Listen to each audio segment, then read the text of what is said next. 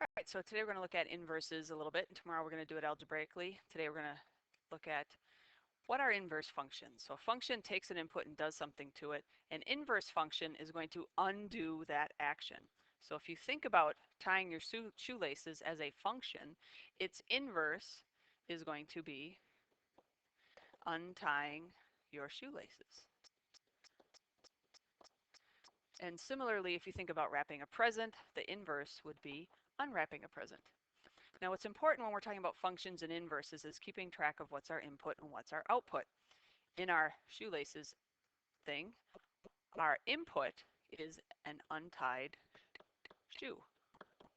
And then we go through the tying process, and what happens is we end up with our output of a tied shoe. Okay.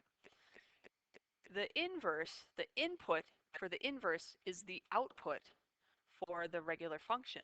So to go into the untying shoelace function or process, we start with tied shoes and we end up with untied shoes. Hopefully that makes a lot of sense. It's a pretty easy concept when you're doing a situation, but as soon as we start throwing in notation and numbers, it gets a little bit trickier. So if you imagine that f is the add3 function. Okay, so here's my input. If I input -2 into the add3, I get 1. If I input 2 into the add3, I get an output of 5. And if I input 5, I get an output of 8. So a function maps an input into an output. Now if we think about going backwards, our notation is f inverse. And it's going to take this old output is going to become our input. Remember, inputs and outputs switch. And so 8 is going to get mapped back to 5, because if our function is adding 3, our inverse is going to be subtracting 3. And if I start at 5 and I go through the inverse function, I'm going to go back to 2. And if I start at 1, I'll go to -2. This right here is a function that we say is invertible. Every x is mapped to 1y, and every y is mapped exactly to 1x. The function, the inverse is also a function. So you have a function and its inverse is also a function. Now if we look at g as something different, so we're going to start with our same inputs, but g is now, let's call it the square function. Okay, so -2 when I square it goes to an output of 4. 2 when I square it also goes to that output of 4. And 5 when I square it goes to an output of 25. So again, we have input and output. When we go to do the inverse, if I start at 25 and I inverse, which is going to square root, I'm going to end up back at 5. But here's where I run into some trouble. If I start at 4, which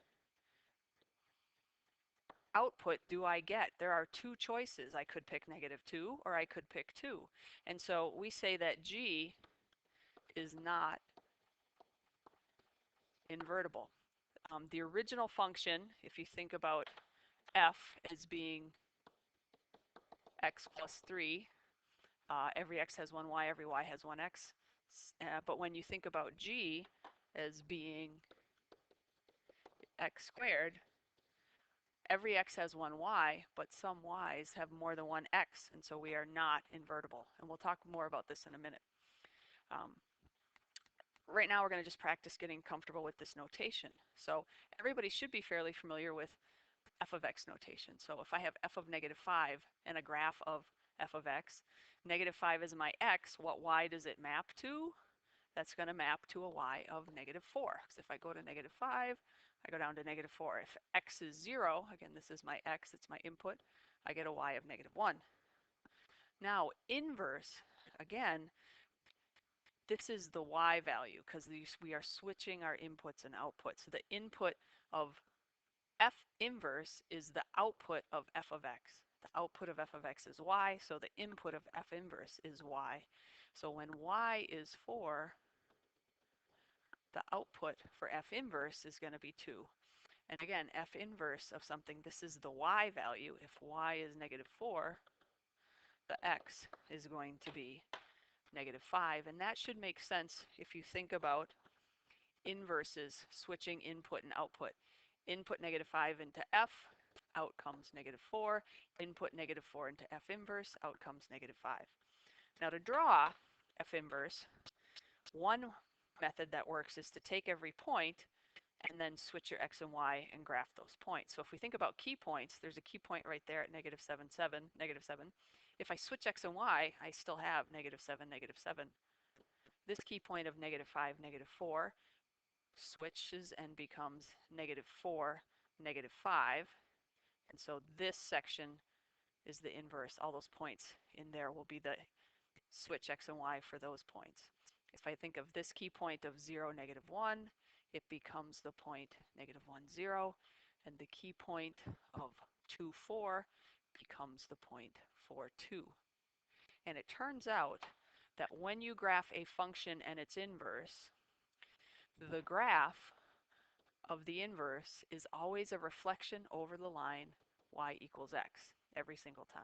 So you can pick points, switch x and y and graph, or you can sometimes visually just reflect over y equals x, noting it is not the x-axis or the y-axis. If we think about domain and range, you should pause the video, come up with the domain and range of f, the domain and range of f inverse. For f, you should have gotten a domain of negative 7 to 2 and a range of negative 7 to 4. Now if we think about what happens with inverse, we switch input and output, which means we switch domain and range, and f inverse should have a domain that's the range of f of negative 7 to 4, and that is true. And it should have a range of negative 7 to 2 because that is the domain of f. So again, inverse, switch your x and y, switch your input and output. Take a second, pause the video, see if you can draw this inverse. All right, so what you should have, if you think of this key point negative 4, 0 becomes the point 0, negative 4. This key point right here of 0, negative 2 becomes negative 2, 0. And this key point of 4, 2 becomes 2, 4. And I have this. And if you take a look, it should look like it reflects over y equals x, which it does. Now at the bottom I have the question, is the inverse a function? Is g inverse of x a function? And it is not, because it fails that horizontal line test. So we say no, and that means g is not invertible. And we could tell that from looking at g before we even graph g inverse, because g fails what we call the horizontal line test. There are some places, there are some y values that give me two different x coordinates, which means when we switch our x and y, there will be an x or some x's that give me more than one y. And so g is not invertible. Invertible functions are functions whose inverse is also a function. To do that, the original must pass the horizontal line test, which means you're always increasing or always decreasing. You can't ever go up and then down or down and then up, because that's how you get two y's or one y assigned to two x's. Or a function is one-to-one relationship between x and y. Okay, so I want you to take a second and look at this table, which has two separate functions, and tell me which function is invertible. And you should have said a of x. Every x gives one y, every y gives one x. B, however, there's a little trouble right here in River City. This y value of 5 happens from two x's. So if when y becomes the input, when 5 becomes the input, there are two options for x. And if we think down here, b inverse of 5, I could put negative 1, or I could put 2. That's a problem, and b is not invertible. But a is. Every x gives me one y, every y gives me one x. Take another moment, pause the video, see if you can fill in the rest of these values. So a of -1, this is my x input, and I should get an output on the a table of 4. A inverse of 4, well, if you're paying attention, this output, if it becomes the input on the inverse, should give me -1. But also you can say this is my y on a, and it gives me an x of -1. A inverse of -1 should give you 3.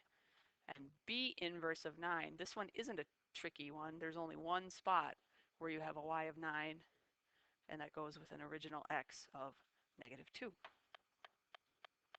All right, one last problem. Scientists have discovered that there is a relationship between the number of chirps per minute that a snowy tree cricket makes, this little guy right here, and the surrounding air temperature. This function is that relationship. So R, my input, is the number of chirps per minute, and T is my temperature. So my input is the chirps, and we get out the temperature. So when I look at this mathematical notation, I want to write an expanded sentence that this represents, and it means the 36 is my input, which is my chirps. A cricket, or when a cricket chirps 36 times per minute, the air temp is 49 degrees Fahrenheit. And if you quickly throw a 36 in there, you should see that 1/4 of 36 is 9. Add 40, you get 49. Now the inverse, again, this is the old output. So this is the temperature, and this is the chirps. So when your air temp is 60 degrees Fahrenheit, the cricket chirps 80 times per minute. And in general, we can come up with a formula for the inverse. F of r, we input r, out comes t. I want to solve this equation for r. And so I'm going to undo everything. I'm going to subtract 40. And then I'm going to multiply by 4 to undo multiplying by 1/4. That is my F inverse of t. It tells me what to do, how to get that from this. So hopefully now you have enough time, or you have enough information to do on your own. And we'll see you tomorrow.